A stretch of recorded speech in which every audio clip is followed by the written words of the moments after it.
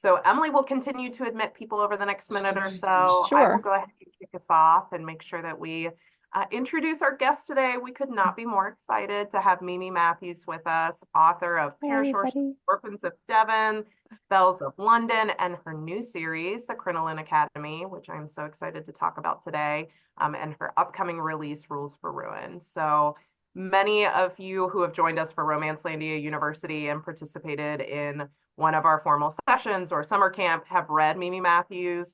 So we're so excited to have Mimi with us today just to talk about her publishing experiences, her books, the new series that you're developing. I'm Yeah. very want Nell teasers. I'm so excited. So thank you again for joining us, and to everybody who's able to join us live, because as we do for our live chat, we will absolutely be pulling all your names into a little giveaway. Jess of Just May Be Perfect is actually providing a giveaway copy of Rules for Ruin to one of our attendees today. Oh, And then, of course, yay. we will record this so that it is available to everybody following our chat. So we'll make sure to get this up on YouTube. So thank you again, Mimi, for joining us. Hi, everybody. Thank you so much for having me. And apologies if I'm sort of holding my head up. I have a neck injury and sometimes it flares up. So I'm just going to be, this is my artificial support. My, this is my low cost. But I'm super excited to be here. I love to talk about books and I love what you guys are doing, these deep dives into the genre. It's so fascinating. Well, we are passionate historical romance readers, come what may. In historical romance, we are here. And really interested too, and wanted to kick us off and learn a little bit more about your publishing experience because you've bridged indie publishing, traditional publishing, and your new series is really a new style for you too. So I'm so Yeah. curious what your publishing experience has been like and what you would share with avid historical romance readers about historical romance publishing today. So this has been sort of a long ride for me. I wrote my first book when I was 13. I got an agent when I was 18. I was a little phenom. Okay, Um, Taylor Swift. Taylor and Swift. my agent, Helen McGrath, she sent it out. It was a young adult first person. And it didn't sell. And so then I wrote historical romance, and that didn't really sell. And then I went to college and law school and traveled and worked and dated and all these other things. And ultimately, I was still writing, just not fiction. Had to write a lot for school and work and things like that. So that's sort of where I directed my energies. And for me, the fuller my life was, the less I was interested in creating these fictional worlds. I had so much other stuff happening, and so fiction wasn't as much of a support for me, except for just reading for pleasure, reading other people's fiction. And then I had a really bad car accident, and I have had to go through quite a few neck surgeries. And after one of them, when I had a anterior cervical disc fusion where they put in donor bone and it fuses solid, anyway, it broke. And so it was a catastrophic sort of injury. So I had to have a revision through the back of my neck, and they put all this additional metal in and new donor bone. And I just didn't recover like I did from the previous big surgery. Everything was sort of going wrong. I had to be in the hospital a week. I got a fever. I was in the ICU. Everything was just a mess trying to rehab. And I got so depressed. And I was sort of, propped up in bed, feeling like, what's my life now? And I started writing something which I hadn't written in a very long time. And it was a contemporary romance, actually. And I wrote it pretty quick. And by this time, Helen, my agent, had passed away. And by the time I finished writing the story, which I didn't think I was really ever going to write anything again, I gave it to my mom to read. And she was like, oh my gosh, you need to send this to an agent. So I got another agent, and she shopped that. And while she was shopping that, she's the one who told me I had to be online. I had to have, because I was not on social media before. I'm massively not so much introverted as just like anti virtual clutter. And so I went online and I had a blog and I just started writing my historical research down, and it got really popular. And I got a traditional deal for two nonfiction books before I even sold sold a fiction book. And by that time, I was seeing all these people doing indie publishing, and I just thought to myself, I think I could do this with a novel. And so by then, I had written another historical novel, and she was in the process of shopping that, and we got an offer from a mid-sized digital first. And I declined it. It was a lost letter. I declined it and I put the book out myself. And after that, everything just really took off. And So I did the first few indies, and I kept I keep the ebook and paperback rights, but my agent sells all the foreign rights and hardcover, large print rights, and audio and everything. I don't keep any of those.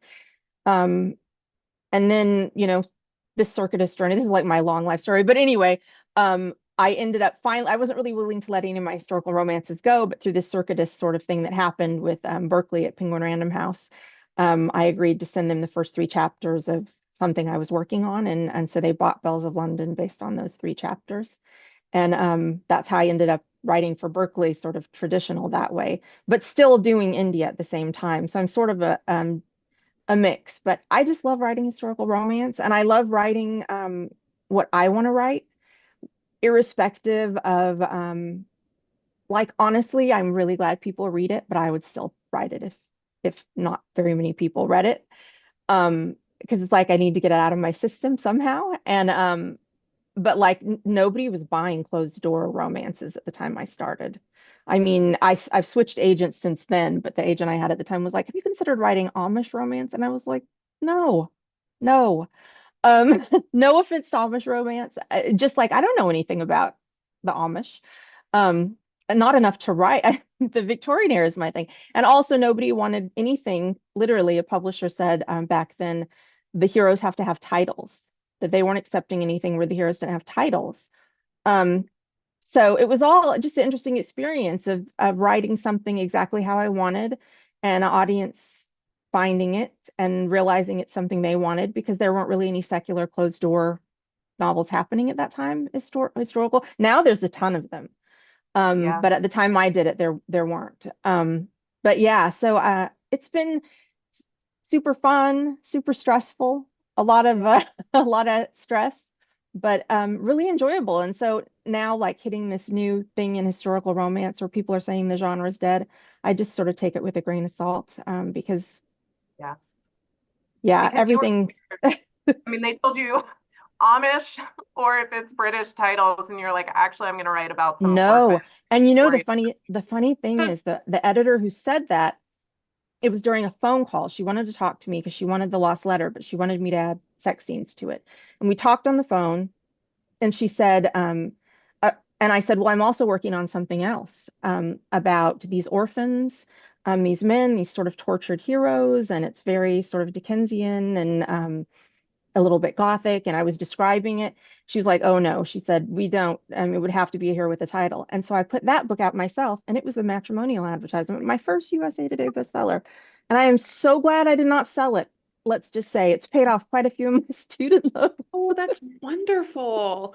Okay, I'm I love, dying to ask you if of the three chapters that you submitted that got you the Bells of London deal, were those directly tied to one of those books, or did those kind of like dissolve into the process of writing that series? No, those were the first three chapters of Siren of Sussex, and Ahmed was the hero. That's And wonderful. yeah, and I had been meaning to make Ahmed the hero for quite a while since he first appeared in Modest Independence in my pair of shorts, because he's definitely hero material. Um, but yeah, it was one I think I was going to keep myself again and just put it out as an indie and then just sell the sub rights. But yeah, I thought, why not? I firmly believe as an author and also in life in general, you should try stuff. I mean, you should be open to just trying things. You just never know. And sometimes things don't work out, and sometimes they work out better than you could ever have imagined. So I thought, diversify, give some of your books to Random House, see what they could do with them. Yeah. And so, yeah, so that's sort of how that all happened. That's awesome. I've heard like Kennedy Ryan has said that her success is off she often attributes it to just diversifying how the books get released. And I think that's Right. smart. Like Yeah, I because think, you can pay bills with some, and some are passion projects, and some are keeping you relevant in traditional publishing, and it's like right. they're all serving a purpose. Yeah, yeah. And I think too that it's dangerous to ever put all your eggs in one basket with publishing, to be so reliant on a platform or a particular thing that if that's taken away, you're you have nothing. I Yeah, don't think that's a good idea. we've got indie author Andy James in the chat saying Oh, how hi, you are Andy. giving her so much hope. Um, she doesn't know how to write anything other than what she writes. Eventually my audience will find me. I think that's like I'm not an author and I'm like, yes, Mimi, yes. Yeah, just keep doing what you love. I think the best work comes from things you're passionate about. And if you just keep writing what you love and sort of getting better, honing your craft, yeah, I mean, that's not to say that you shouldn't, in a sense, write tomorrow. I mean, there's genre expectations. If Oh you're yeah. one of the people who's like, my romances don't have to have happily ever after, I think that's a problem, but that's not romance. Yep. But yeah, but so you do have to conform, to an extent. But um, I think that's one of the beauties of indie publishing for so many authors is it allowed a huge range of voices that had not been really welcomed into traditional publishing. And whether it was stories that people that didn't fit sort of a cookie cutter mold, like, he's a duke and she's Mhm. an heiress, and it's all just the typical things we've seen, and they're all, the same race, and you don't see the broader landscape of society, which is fine if that's what you want to read. That's literally not a criticism. I mean, there's some great books historically that you pick up and are that sort of classic, Mhm. formula. But, when you have writers who are bringing in other experiences, it, initially, I think traditional wasn't really as welcoming to those. And it's all based on money. I think maybe because they didn't think those would sell as well, or they Yeah. didn't realize there was an audience who was hungry for these stories. There really is Um, a trend now of traditional publishers shopping indies for their next thing. yeah, Like yeah, we're really in a time where indies are driving the market forward and they expanding are. the offerings, and then the publishers are just kind of like lazing about almost. I'm not trying to knock people who are working for the publishers, but I'm thinking of like the big wigs. They're just like, Yeah. Matt Wardell's books did really good. Let's buy them, you know? And it's like that's cool, but like how come you couldn't like have, bought his ideas back when they were ideas and Yeah. given him that support while he was writing those and initially getting them out? Yeah, I Yeah. think it's all just based on, I mean, this is just my surmise.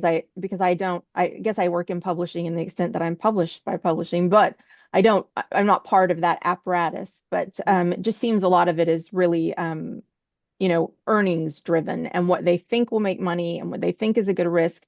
Whereas with indies, again, not all indies, but a lot of the authors who are doing indie are really trailblazers. They're trying new things, they're experimenting, they're agile.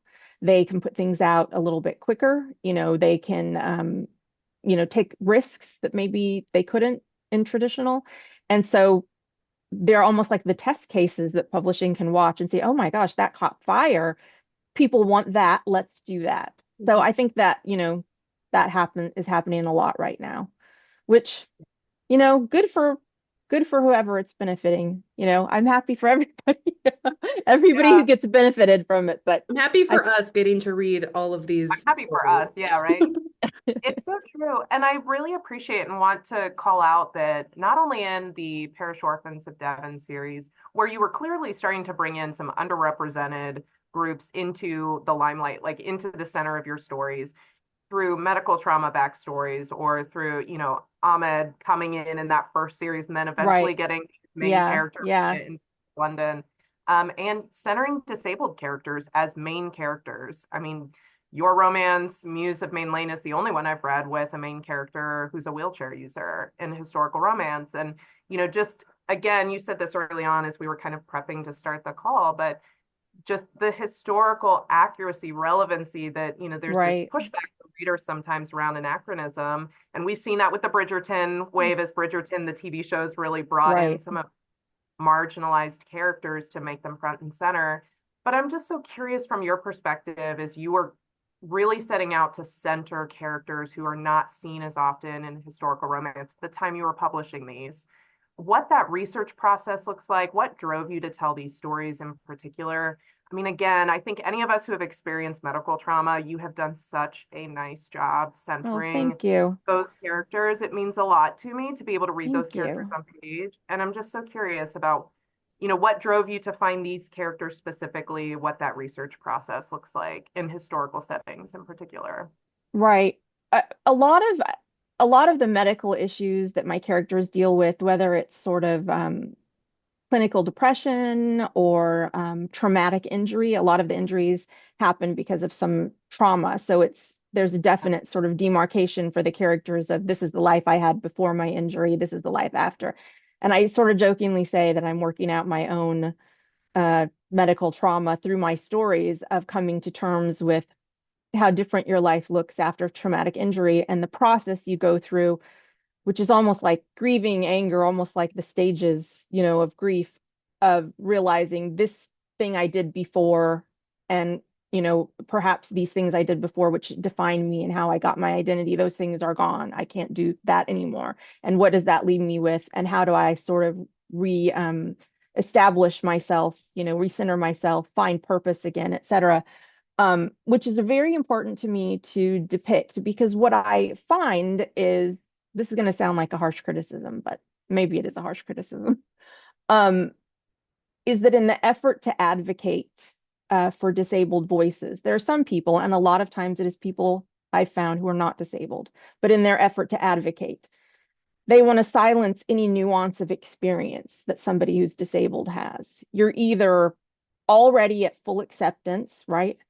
And everybody around you is at full acceptance, or better to not have a disabled character at all. And I feel like, firstly, that infantilizes the experience. Secondly, it's ignorant. Thirdly, I wish that the same with anything you're depicting having to do with diverse characters in terms of race or people who have a mixed identity. I wish the people who were not of that identity, whether they're disabled or mixed race or whatever, would just take a seat and let the people who've lived it express this is actually the nuance of what it goes through. I'm not saying everybody has the same experience, but you don't come out of a catastrophic injury being right away like, okay, this is where I'm at now. Let's go, let's go in this new reality. That is literally not what happens. That is not what happened for me. Like, my fusion break was quite a few years ago now, because it happened right before my first book came out. And I still have not come to terms with it. At least once a day, I'm like, like curse the universe about it. But yeah, so I feel like it's important to show that particular thing of what happens to you, at what it means adjusting to this new world when you've had a catastrophic injury, or, how you find meaning sort of in your existence if you have something like clinical depression. So mostly the process for me is things I've experienced. And then I also read a lot about how these things were actually handled in the Victorian era, which is mostly grim. Um, but yeah, so a lot of reading historical sources, and a lot of my own experience and experience of people I know, that I've met during my own recovery process who've gone through similar things. But yeah, and as far as, adding in, diversity, like with bringing Ahmed to the forefront, that was sort of interesting. I don't know if this is a really long, rambly answer. Let me have a drink. We're like, go on, keep talking. You love it. I guess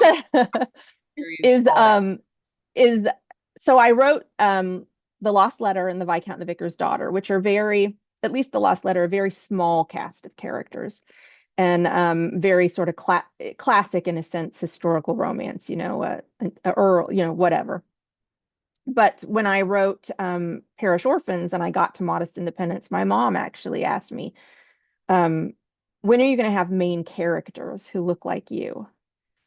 And I really thought about that, because Ahmed and Mira are half Indian and I'm half Indian. My birth dad was born in Bangalore.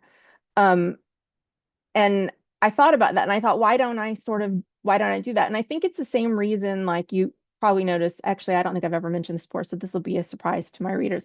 The reason none of my characters have green eyes is because I have green eyes. I don't believe in any self-insult. And it's not even so much a principle, it just weirds me out if somebody was like, blah, blah, blah. I don't know if you can see, I have like really green eyes.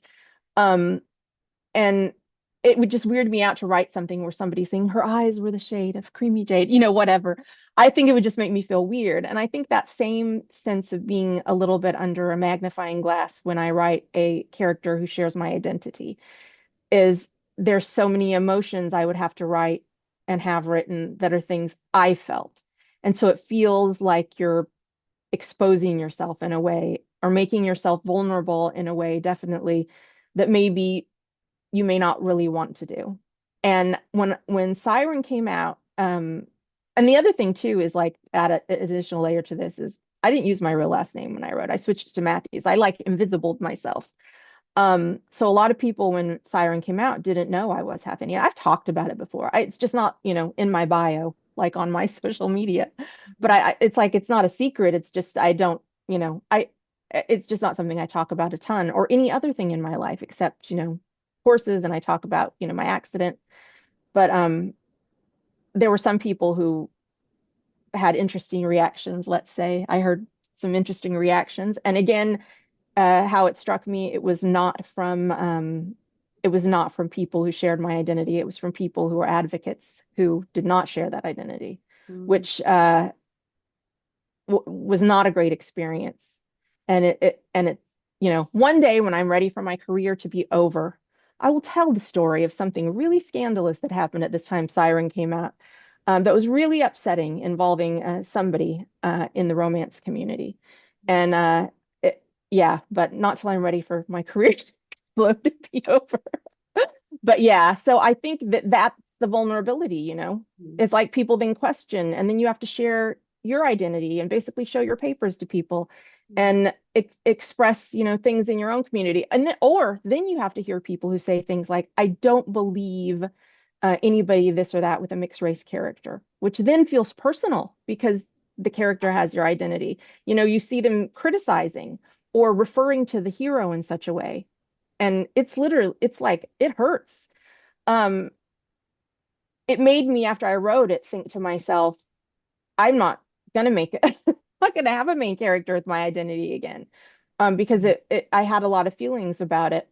But I also heard from so many readers who had almost the identical experience as me in terms of, feeling not really part of one world or the other and having this sort of in between sort of thing going on, how they felt, same as Ahmed did in the story.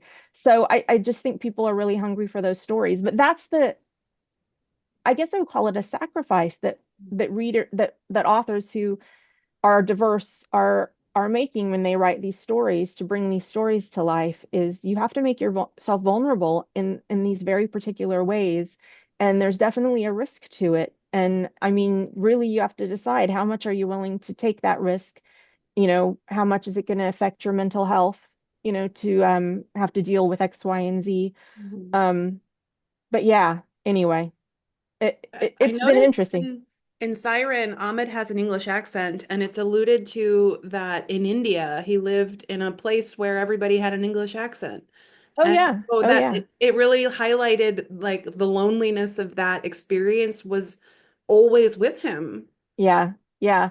It was an interesting thing in colonial India in terms of you've got the country belongs to the Indians, and you've got these people coming in, the British, who set up this sort of almost like shadow British society in terms of the hierarchy of fashionable people and the rules and what was it was a mirror of British society.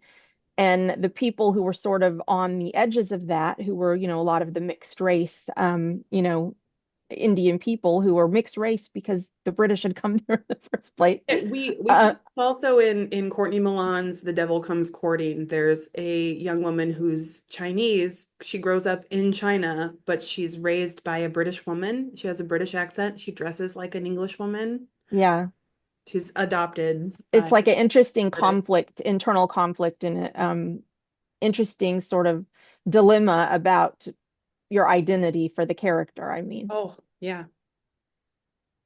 And I so appreciate that level of vulnerability and just your frankness and the challenges that brings when you're engaging with readers, how readers and reviewers engage with texts. I right? think it's a reminder to all of us who exist more in the reader reviewer space and don't share specific identities that may be represented in a book. And we talk about this a lot, and like you see a lot of the I couldn't relate to this. This seems Yes, I anachronistic. heard that before. They're just so coded. Like you're saying the quiet part out loud, and we all hear Yeah, it.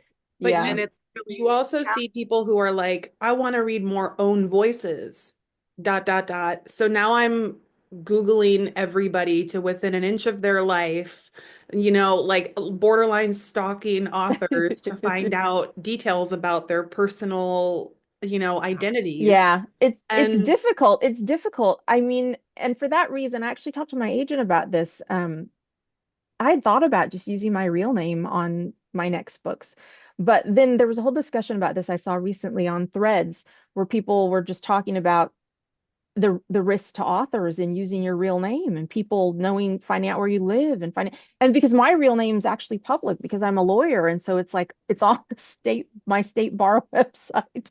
So there's not really a way to hide yourself, you know. So it's It's just so one of those things. Yeah.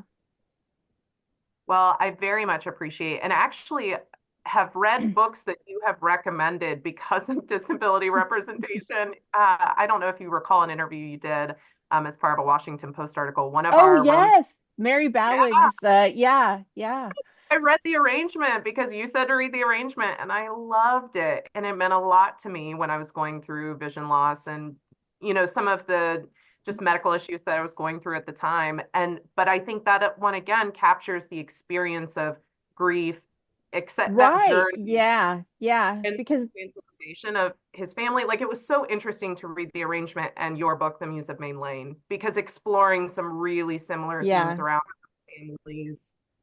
It, how they cope, you know, when they love you so much. And it's not even out of trying to limit you, but just like in the Muse of Maiden Lane, Teddy's family, mostly they didn't want him to be hurt. And I don't mean physically, but they didn't want him to have to be exposed to things that were upsetting. It hurt them to see that he was treated, you know, dismissed or disregarded. And so they protected him a little bit too much, but also because his sister was pregnant. And so his brother-in-law went a little bit nutty over it because he's like a a wife guy, I think you call he is a it. white guy. And Mimi, I have to admit that I read Bells of London first before I went back and read Parish Orphans of Devon. And I had such a chip on my shoulder with Alex because he was so protective and, when he's on the fringes. Oh And yeah.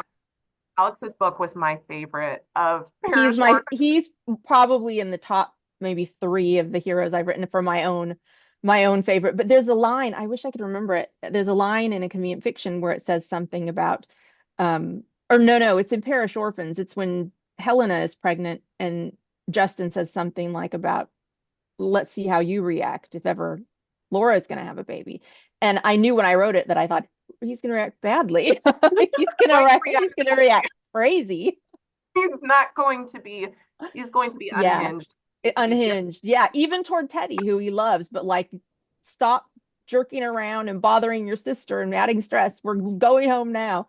I don't oh my care gosh, about who you want to paint. it's such a gift when authors give us series within the same universe and the characters bop around between like, oh, It's there's fun. nothing better. I was reading Siren of Sussex and I was texting Kelsey like, okay, the Finchleys are giving appeared in a previous book. And she was like, They're always in another, they always appear in a previous book. Anytime there's a problem, I'm like, you know what this problem needs? hello, 911, get me the Finchleys. I was writing the latest when I was writing the latest Crinoline Academy book. It's called The Marriage Method, and it's Nell and Miles Quincy's story. And at one point, there's a reference to Tom. I thought he was going to appear in the story, but he didn't. But there's a reference to Tom. When I got edits back from my editor, she had a note on the side, and she said, "The Mimi Cinematic Universe assembles." That's Yes, fun. You made me laugh so hard. I Um, was excited as a Rules for Ruin arc reader for one little non-spoilery tidbit that like made me like I immediately screenshotted, sent it to my friend Jeff. Oh my God, the current, the London Current, you have just like a small mention in Rules for Ruin. Yeah, The London Current, famous for its series exposing the harms of it's asylums. from And I was Matrimonial, my fake newspaper. oh Yeah, my God, and that's where it's the paper where Miles works. And it's because the editor in chief, who was the guy who you meet in Matrimonial Advertisement, who comes to interview Helena, Charles Pelham, is because he's left to cover the American Civil War, and so Miles has stepped in as editor in chief, and so he's actually staying at his house when all the events of the marriage method happen. But amazing. yeah, I just So and the villain in the marriage method. I don't think this is too spoilery. One of the villains is Mrs. Pritchard, who ran the brothel in Siren of Sussex. yes. In case you wondered why she never got her comeuppance, oh, it's coming. Oh, yes. I So love, like Emily cool. said, like the interconnected gifts of a universe that builds on itself like this. It's just, Oh, it's so it's remarkable. good. It's so satisfying. I don't know if Mimi, if you're a KJ Charles reader, I but love KJ Charles. I um haven't read all her books, but I the love the her. Lily White Boys series, it concludes with a Oh Christmas yeah. novella that is not related to the series at all, except for somebody like the villain of the story is imitating the Lily White Boys. And so a Lily White boy, one of the members of the infamous jewel thief gang, it's a gang of two. One of them is present in the story around the periphery of the story, and they don't reveal who it is until the very, very, very end. And the whole book, you're like, I'm pretty sure I know which Lily boy it is. But like, you're not, it's so hard to know for sure. But it's She's just such like a master, like a master plotter. the cinematic universes are so good. We live for a series that is interconnected to another series. We live for like, I mean, like that the Lily White Boys Christmas novella is that's such a clever thing because it almost feels like it's a different series entirely, but it's not. But it has a callback at the end. It's a good callback. Yeah, I love when Well, that happens. have to talk to you now about Rules for Ruin because I'm so excited for Nell's story and the marriage method. And I'm just so excited because we were talking a little bit as we were getting started today, just our love for Gothic literature, obviously in Parish Orphans of Devon and even Bells of London, with Bella Belgrave Square being the most Gothic of that, that quadruple, that set. Um, you take a totally different turn in Rules for Ruin, and it's so much fun with the Crinoline Academy and like kind of a different niche within Gothic. And so I'm so curious what inspired you to write the Crinoline Academy universe and move forward in time and to have a character like Effie at the forefront. Like it feels so fresh, even within your own Oh, character universe. It's so much fun. So I'm just curious what I'm so inspired. glad you like. I loved The it. the main inspiration was actually Great Expectations by Charles Dickens and the character of Miss Havisham. And there's a line in Great Expectations, which I'm going to misquote, but basically, when Miss Havisham adopts Estella, her beautiful ward, she says she's fashioning her into a weapon against men, a weapon of vengeance, because Miss Havisham had famously been jilted on her wedding day. She's sort of sunk into madness. Everything's the same in her house. The other part of Great Expectations that's not as popularly known is she was also defrauded. And it was the man who jilted her, Compayson, working in concert with her brother to sort of defraud her, take her money, and just a big scam. And when she finds out, she's crushed. So she's like, got it in for men, not happy about them. Um, but I really liked that idea, and I felt like something similar would have happened to Miss Corvus, Artemisia Corvus, who runs the Crinoline Academy, except that her orphans, she's forging them more into weapons against the patriarchy, because we're sort of approaching an area of more sort of women's fighting for women's rights in the Victorian era. The 60s, you're still on the cusp of, conformity and things sort of status quo, but the new things were happening. Women had clubs like, was it the Kensington Society? I'm trying to think now. I probably called it the wrong name, but anyway, just working together to discuss women's education and equality in education, and trying to get bills passed, so that women could keep what they earned and things like that. So the wheels were in motion. It was more at the early stages, though, where I felt like, okay, women like Effie would be really instrumental in going out there at these early stages and sort of smoothing the path for the women who were to come. And I like the idea of her having, this beautiful orphan, but being at odds with her. She's the first orphan, um, always a little bit bitter, has a mistaken idea about how she came there, sort of idealized her own past, thinking, I have people out there, I need to find these people. Miss Corvus is just, no affinity for her, and sort of only realizing as things go what actually happened, and needing to do this, this thing so that she can be free of the whole academy and go off on her own with a little bit of money and her dog, Frank. Um, but in the course of it, meets somebody who's standing in the way of her getting what she wants, and that's Gabriel Royce, who first actually appeared in The Lily of Ludgate Hill. So it does take place in the same universe. I did not catch that. Now I'm Oh, I'm okay. reading that now, but I haven't gotten to the house party yet. So if he's at the Well, house party, he's not. He actually so he he's actually in Lily. you only see him once in a very darkened sort of room in his bedding shop. But he, at the time, his goal that he has then, what he's trying to attain is the thing that he has attained in Crinoline Academy at the beginning of the story, I'm so because excited. because there's a mention of heart at the beginning of Rules for Ruin. Um, Gabriel's trying to get his valet, he's now his valet, Ollie, to follow somebody. He wants him to follow Effie, and Ollie is like, it's not another sporting gent, is it? Because he had to follow Hart and Lily, which was not fun for him. So that's the only This makes mention me of want all. to reread Lily now that Emily's reading him because I had not catch the Gabriel Royce flashback. And he's such a fun character for this. And for all of our RU readers, we have a lot of folks who have read Bare Knuckle Bastards. This felt like so much fun to read as a lover of Bare Knuckle Bastards. I feel like this series is going to hit so many like really niche historical I hope romance so. I hope fans. so. Such a fun, not only the quest, but like the dynamic that you have between Effie and Gabriel. Gabriel is just this, gosh, I want to credit the right person. If it's Trivia Reads, who does the Bitter Rough roundups. Gabriel is Oh. the Bitter Rough. It might The be bitter Kara rough. from Woman Reads. I'm Oh, gonna I I'm will gonna fact check check for you. that before we finalize this recording. All credit to our favorite bookstagrammers, but Gabriel is just such a great character for this. I love writing him. Yeah. I like a morally gray character. I don't write a ton of heroes that way, but I think that's why I liked Alex Archer too so much. Is any character that is a little bit questionable and has done questionable things, and And like but yeah, overly possessive in a way that like I enjoy in and fiction. that's not that yeah, that in real life would not be enjoyable. Not it. But like it's so good. And I could go on about some of the scenes with Gabriel. And I love how Effie just continually turns things on him, like has him wrong-footed. Yeah, he's it's not a damsel in distress dynamic. No. Um, yeah, and so that was a lot of fun to write. And the sort of, he does something and she does something more, and then he does something and she does something more was a lot of, I just really enjoyed it.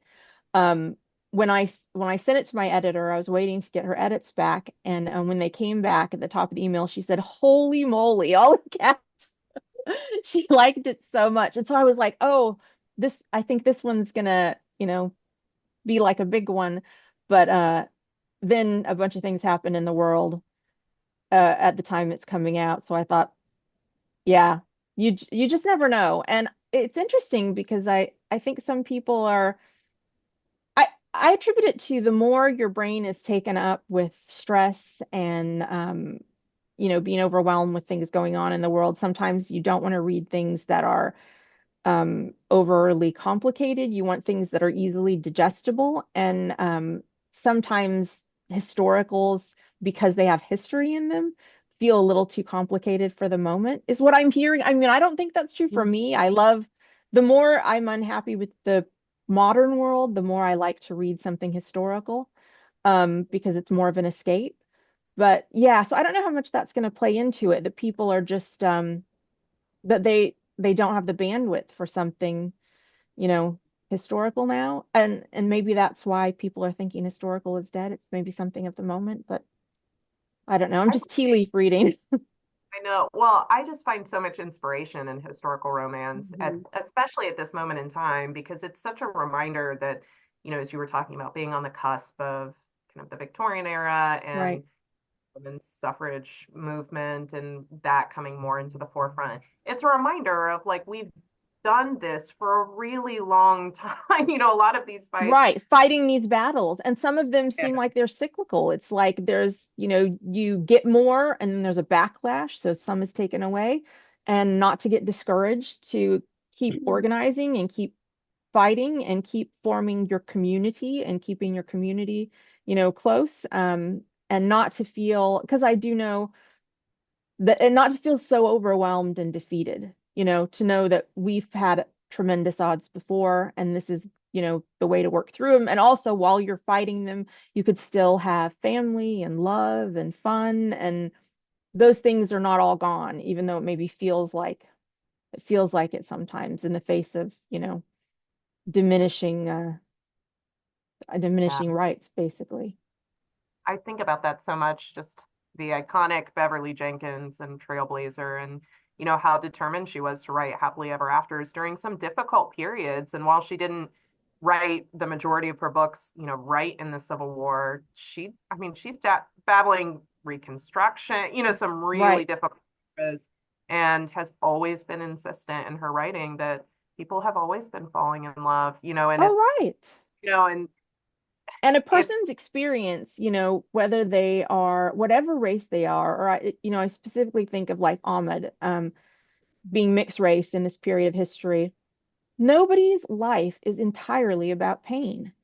Um, and to reduce the experience to only suffering is is inaccurate. I'm not saying that you need to gloss over the very real, things that happen, but that is not the entirety of the, multiracial or, diverse experience, and it never has been. Um, so I think it's important to show that in stories so it isn't just reduced to that, because it it's just lazy to reduce it to that, I think. it, It's just lazy research. Yeah, lazy research, and I do think it contributes to this sense of like that was a different time. When Right. it's like people have wanted agency, freedom, liberation Oh, right. for Exactly. all Exactly. time. This is not anachronism.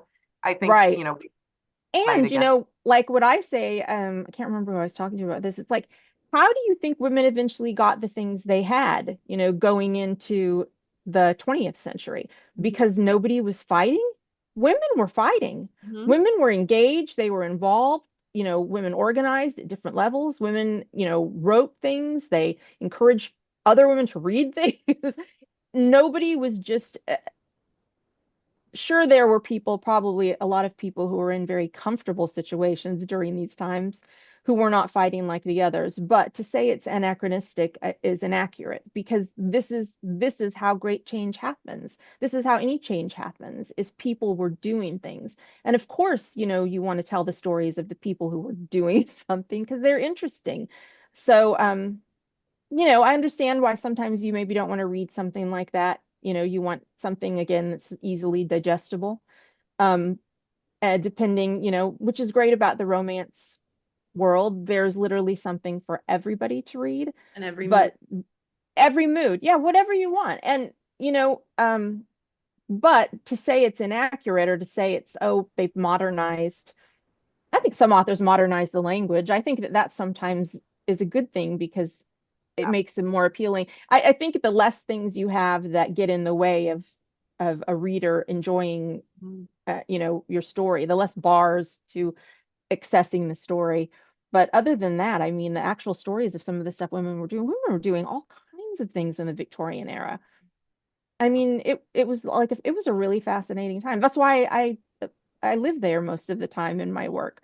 It Yeah. it was just like there's an enormous amount of stories to draw on from real history. And Yeah. it doesn't have to be a bummer, even though you're going back to a time when there was like coverture. You don't have to be like dwelling on that and in a way that's just like making it not fun to Like read. 3 pages more suffering. Yeah, just Yeah. pages of suffering, like, or Evie Dunmore's League of Extraordinary Women.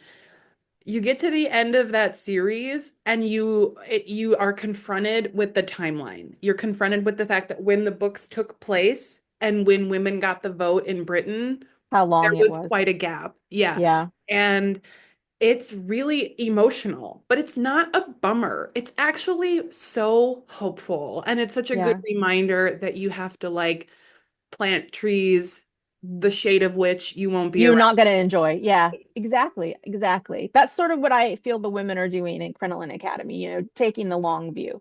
Yes. Um, and starting to sort of clear the path in their own way.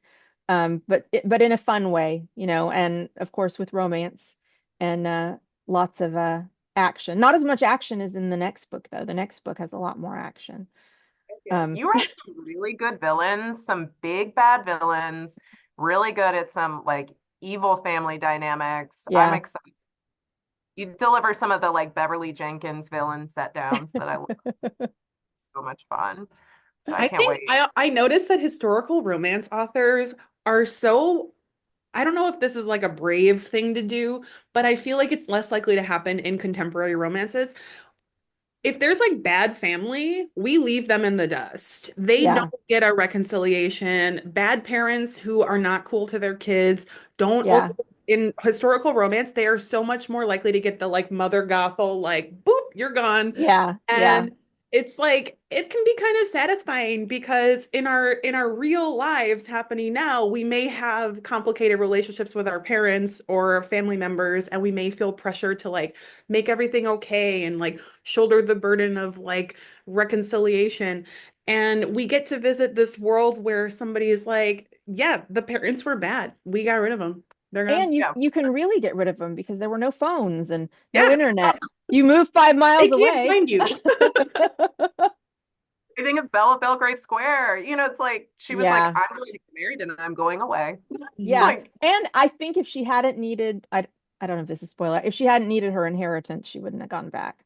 Yeah. yeah. But she's trying to use, her own savviness and also her newfound confidence to go and confront them, which I thought was important. I cannot say enough about how much I love that book. Oh, The Belle of Belgrave Square is going to be my number one book of the year. ah, I'm I love so that. certain of this. Like, sometimes you're reading a book and you're just like kicking your feet and squealing the whole The time whole time, in it's like every every page is sentence. good. You're like, nothing is going to happen that's going to make this not a 5-star read. And it's just satisfying like the whole way through. Like, I've done that with a couple of things that I've read, and they've just been my number one, like My Beautiful Enemy, The Outlaw and the Lady, Any Old Diamonds, The Marquis Makes His Move. These are That you books know that as soon as before you I was read. reading, I was like, 5 stars, 5 stars. And that was what Belle of Belgrave Square was. I love writing the Gothic elements. I love anything. So good. I just love Gothic. It's just like, yeah, my favorite, my absolute favorite. I don't quite, and I could Google this, but I kind of want to know from you, how do you define the Gothic vibe? Because Kelsey and I were talking about this, and I was like, it shares a lot of qualities with a mystery, but it's distinct from a mystery I think you have sort of your tropes. atmosphere. Yeah, it's very for me in my stories very atmospheric, remote house, creepy rumors, about somebody who's, killed somebody or done some crime, mysterious guy, a little bit Byronic hero, remote, seems cold, you don't know, what he's feeling. Big Um, secrets. big secrets. Yeah, a lot of you think of the Gothic novels in the Victorian era, there was like dramatic things like woman who steals an identity, Mhm. pushes a guy down a well, crazy woman in the attic, all kinds of stuff like that. So it was like a lot of these big sort of Basically, all things. the Bronte sisters, just every one of those plot lines. Yeah, Exactly. Yeah, if yeah. a Bronte And sister knew about it, it was Gothic. just stuff that you're reading and you're like, oh my gosh, this is like Mhm. what and then what and then what or what's behind that door, that kind of thing. The kind of thing that if you were reading it as a teen girl during the Victorian era, your parents were on the phone No, to the asylum. yeah, They were, don't read that. This is yeah, I'll never get yeah. over recently did a reread of Wuthering Heights, having read it in high school and wanting to reread it, now. I swear, if they had wanted me to care in high school and even in my undergrad lit degree, had I known historical romance existed, Mhm. I would have been a far better student. I nodded through British lit, and I feel so much regret for what I missed when I was in Oh, a classroom because I like know we've I just been talking about Great Expectations, and I'm like, I read it, but I had to read it for school, so I oh, take it in even a way I even would have. even even my editor didn't remember it because she had read it in high school. And I also think there's always like a little bit of a block when somebody is like, you have to read You this. have to read it. I know I'm trying You're to get my automatically like, 8-year-old to read, and I'm like, this, you would love it if I wasn't making you read it. yeah, yeah. It's so interesting is I like was thinking about that the other day because I visited with the book club, the She Wore Black book club, and we Mhm. were talking about that a little bit of people not wanting to read some of these classics because they were told to read them in school. And do you think part of that might come from the sense of ownership you have when you find a book and you read it and the story feels like it's yours at first? And Oh, if somebody's always raving to you about it and saying, "Oh, this and this," and that yeah. maybe it feels more like you can't that the story can't be just yours. Oh, that's I interesting. mean, I don't know. That was just a thought I had because I'm resistant too when people recommend stuff like a ton.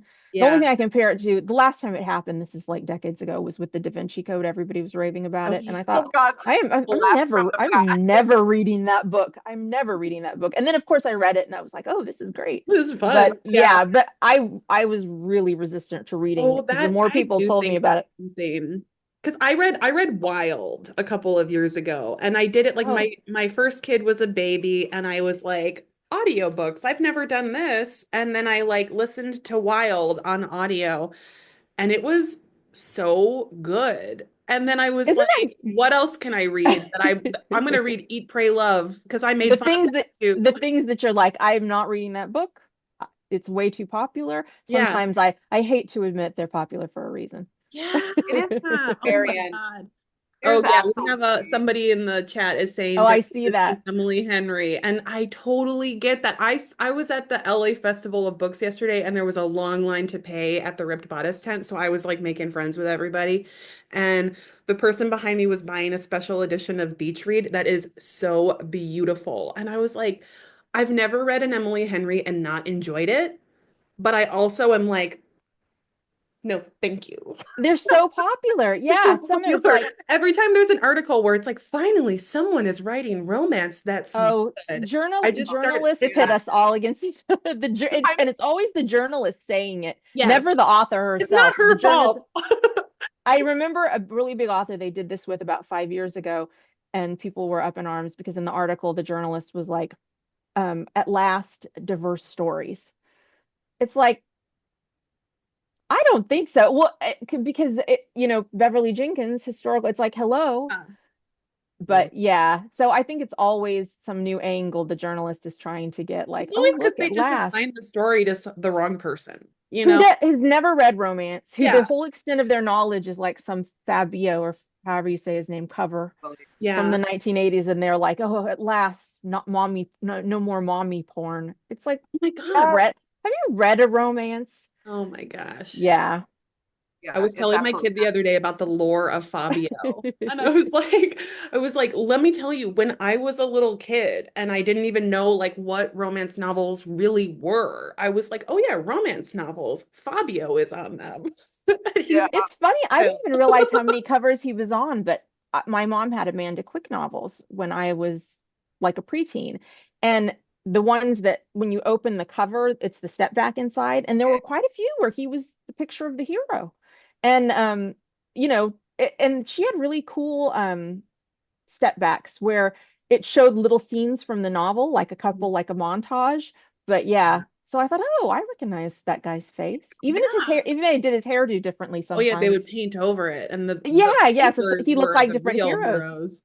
Yeah. Yeah, yeah. Those were fun times. Oh man, if we Fun could just time. return to the days of oil painted step backs and I clinch know how covers, I would beautiful, just love really that. beautiful. Your colors for your covers for the Bells of London are so beautiful. I And love for those. Rules for Ruin is so insanely beautiful. I think that I'm must be loving it. my favorite cover of all time.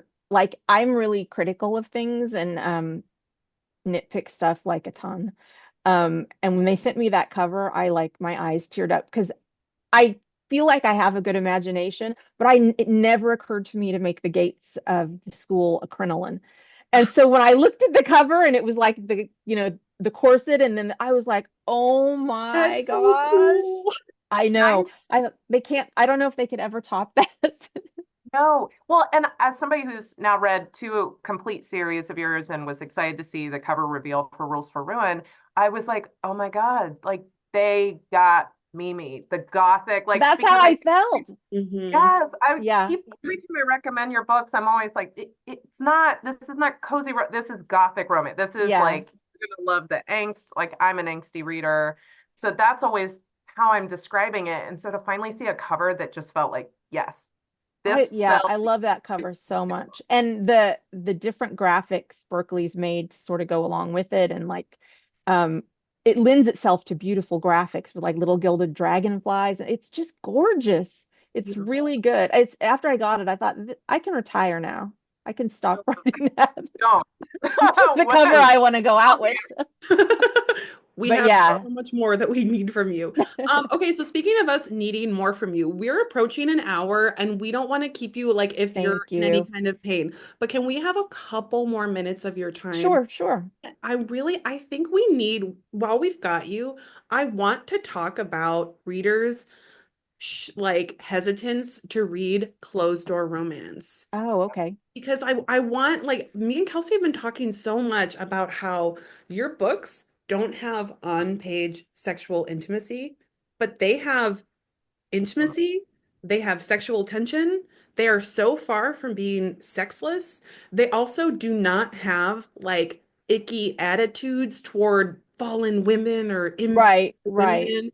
Like they're so exactly what we think our sort of like average Romancelandia University participant is reading. And we're like, but are they reading these books or are they not reading these books because they're afraid to do closed We have door? Yeah, I think that sometimes the the hang up about reading a closed door is readers have been burned before by reading something quote unquote that's labeled as clean, which is not a label I use, but is very popular. Whereas, it it's almost like I don't know if it's like a purity culture thing or where there's no sex or sex is bad or even longing or attraction or sexual tension seem to be bad. So it's really scrubbed of any of those things. Mhm. And sometimes judgmental, has a judgmental vibe, or also there's books that are this, clean, that are Christian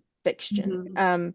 And because before I started writing Closed Door, I think that's all there was in terms of Closed Door was it had a religious element. So I think that puts people off. But I'll tell you, there have been a couple of my books that when I sent to my editor, I think this was way back with the work of art when I sent it to my editor and I was saying, I'm worried because it doesn't have a sex scene. And she had finished reading it and she said, didn't it have a sex scene? Because this felt like it did. Also, Yes, that's how they uh, feel. yeah, so I feel like you get all the same things. You don't get what you don't get is a lot of descriptions of the actual act. That part's either sort of fade out or there's references to it and they don't act like it never happened. Yeah. But you don't get as much of the explicit detail. So if you're somebody who, for whatever reason, doesn't want to read that because of your sexuality, you're more, I'm probably misusing this, but is it ace? Yeah, yeah. The Or if you're eight-hero somebody, umbrella. right, if you would prefer that to not be in there, it's not in there for mine, but you get all the same feelings. Really I feel really it think you all. do. Yeah, Um, no, I feel like I want so many more books that are in the same exact attitude of yours, where because for me personally, I really enjoy on-page intimacy. I should say on-page sexual intimacy because the intimacy is there. I enjoy it yeah, because it usually drives the plot forward and it usually like right, right, explores the character's vulnerabilities to such like a raw degree that exactly, it yeah. feels like really intricate to it feels integral to the plot and it feels important to the development of the characters. But I feel like in your books, they're so successful without quite going there. And it's like they just barely don't. And I've also read books where there is on-page sexual activity, and I'm still getting a sense that the author has weird ideas about sex. And it's like that's with ringing alarm say, bells. Yeah, yeah. I don't think, yeah, I feel like I mean I depending on the story, I read graphic stuff too. Um and I don't just mean like ones that have more detailed sex scenes, like something by Lisa Kleypas. I think there's like this Victorian erotica series by an author who I have the same agent, so I yeah, don't know her, but we Mhm. just have the same agent that feels like literally like a Victorian person wrote it. It's so authentic, and I think it's Harlequin Karina Press. Ooh. I'm trying to remember the name of it. yeah. It's the Improper series. Ooh. Okay. I want to say her first name is Julianne, but it's the Improper series, and I think, but it's yeah, and it's like a lot of on-page sex, Mhm. mostly on-page sex, but it really high stakes in the sense of emotional intimacy. Like it's really, really good. Yeah. Um, so I think it just really depends on the story. Yeah. and what serves the story. And for mine, I know there's quite a few of the couples that many readers were like, well, I think a sex scene would have served this story. I would have liked to see it. And a lot of times I get pretty close. You just don't see it in a ton of detail. Yeah. Um, Yep. in Nell and Miles's story, The Marriage Method, that might be one of the closest I've got, except for yes, Juliana Ross. I think that's it. Yes. Yes, I think that's super good. Her Victorian history is on point. I mean, her voice is so impressive. And I think after that, I read at the back of the book or somewhere that she was going on to write a full-length novels because they're just short, they're novellas. But I don't think she has, which is too bad. I hope that she will because she's a really good writer. Um, but yeah, I I think it just depends on what serves the story. Yeah. And for me, nothing, too detailed. It's like I like to give them their privacy a little bit Yeah. with Yeah, and it's fiction. like I think it's you're a wonderful writer and your prose is so easy to read and it's Oh, just so thank easy you. to just like fall completely into the story and just kind of like wake up, a couple hours later like that was awesome. Uh, and, and I just think that like if you're just playing to your strengths and like writing what you feel most comfortable writing, I'm so pleased to be reading it. I love it. So I thank you. I feel like it definitely has an audience, and there are people who I hear from all kinds of readers who, for various reasons, gravitate, toward books that don't have sex scenes on the page. And so I think that it definitely fills a niche. But But I think it's a little harder. I don't know if I would say harder because I think my books are really successful, but so it sounds like a complaint for sounds like it's a dumb complaint, but it's a little bit harder to fit into any particular clique in romance. So I always am a little bit of a lone wolf out here because um it's not the same, it's like I don't really fit any particular group. I don't really fit with the clean romances or the faith-based romances. I don't really fit with the hot romances. And I yeah. think a lot of times those cliques are sort of formed because reader expectation, one author recommends another book and the reader is assuming you're recommending it because it's going to give me sort of similar to what your books do, right? Mhm. So I always do a little sort of disclaimer because I do a recommendation in my newsletters every month, like a list of books that I recommend. And I always just say heat levels vary. So Yep. they know, like I don't only recommend closed door stuff. In fact, mostly it's not closed door, I have to Yeah. admit. Um, Yep. but yeah, so it's just a sort of strange space to be in as an author. There's not a lot of like I do have author friends and I have community with other authors, but in the sense of we're writing something similar, we're doing similar things. I don't really feel that a lot with a lot of other authors just because mine are missing that. And for hotter romances, that's such an important component of a story. Yeah, Um, I feel like there's a larger conversation coming for the romance community about this because so many readers who gravitate toward romance are like recently liberated from a purity culture type background or are people in their 30s or 40s who have recently given themselves a sexual education later in life and are yeah. having some kind of like awakening later in life and they feel so liberated and so empowered by reading these kinds of scenes and they're Oh, learning from them and but then some of the rhetoric around enjoyment of on-page sex can kind of veer into ace phobia or like making fun of books that don't have it. I think so, yeah. I think that the trick is if you're going to be accepting, be Be accepted. accepting of everything. Just be Yeah. And accepting. if you're a reader of diverse books, Yeah. include varying levels of Uh, on-page sex. right, right. And there's literally everything out there. I mean, anything that you could want.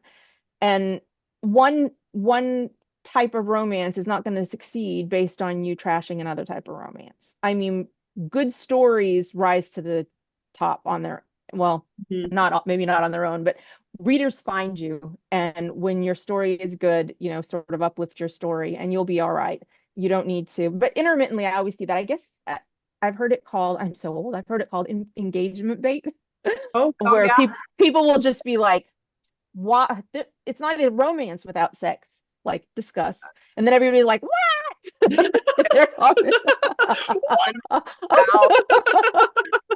But yeah, just we're that kind looking of. at Friends.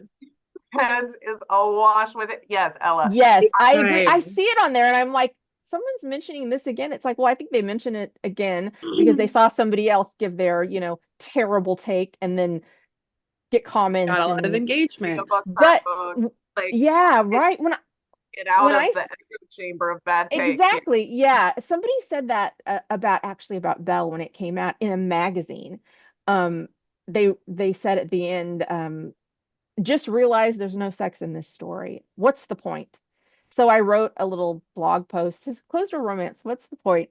And just said, like not in a mean way or not addressing this reviewer directly, but just saying like these are the reasons people Mhm. might want to read a closed door romance. Like, Yeah. and actually, romances pre, sort of the awakening that we had with what was her name?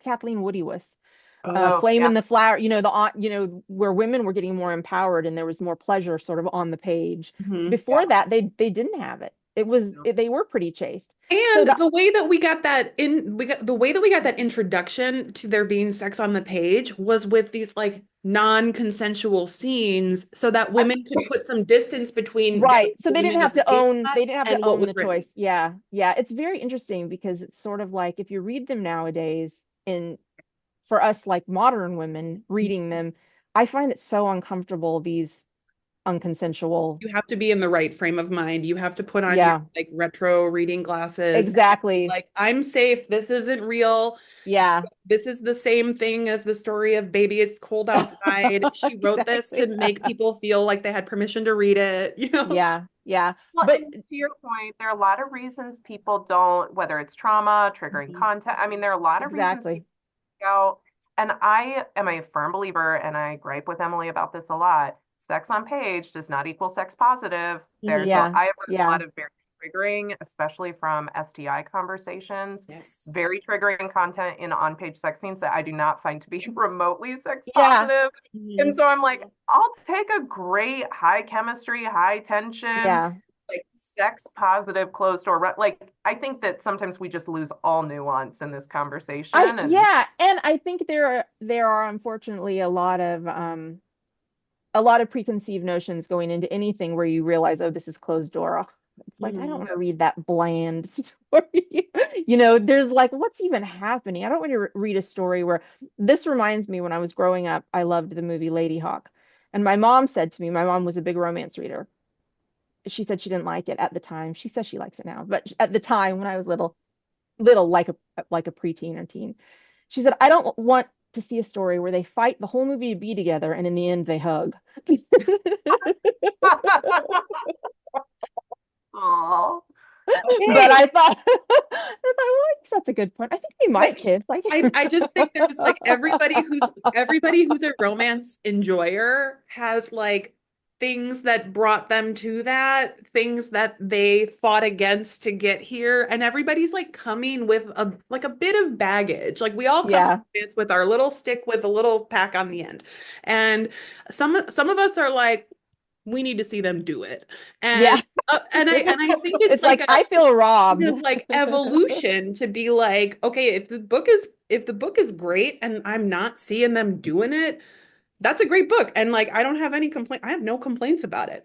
But it's also like I think a lot of romance readers who are like cis hetero women start reading books and they've never read a book that's about two men falling in love. And then they Right. read one for the first time and then they're like, oh dang, I actually love, This and is then they great. read 200. And then the same thing with like any sort of subject matter that is different or new to you. Yeah. I think you And just have then to give it a chance. And you have to and give things a chance that are new to you. Like and may and maybe too, if you're gonna give something a chance, really rely on recommendations from people you trust. So the thing you're giving a chance is not one of the bad, it's not one yeah, of the yeah. bad ones, and then ruins it for you forevermore. Like I'm never reading something like that again because this happened when I read it.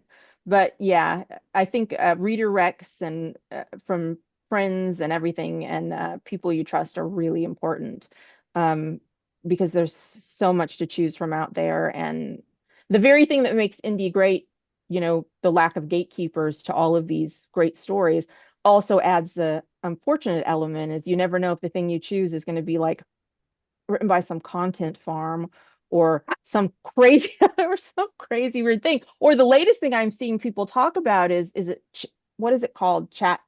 Not Oh, chatbot, chat yeah, GPT. GPT. Is it AI? Is it made AI, yes, AI, that people are writing their books with this. And I just think, No, I have really heard about people who are like, I'm gonna get rich by being a prolific author using AI. And it's like, good luck, good pal. luck.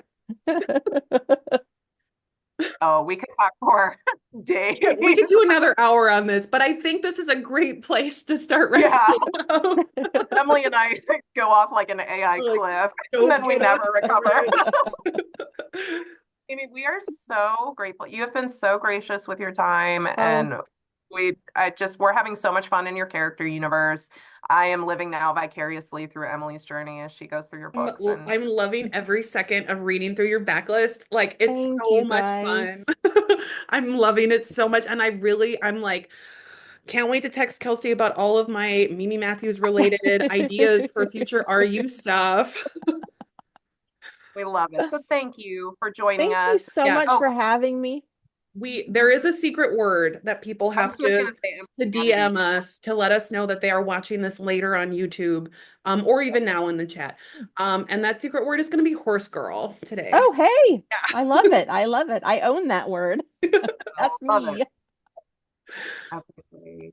Well, thank you, thank you, thank you. This has been just a joy and so much So much fun. So fun. Thank you so much, guys. This was a lot of fun. I really appreciate it. And I really appreciate all your questions. They're so thoughtful and incisive. Thank Thank you you so again. much. Thank you so much for being with us. If you're in the chat right now, thank you so much to Mimi. This is our last author chat of the winter session of 2025. And it was a fantastic way to end the series. Thank you so much. Bye, everybody. bye. Everyone, have a good day.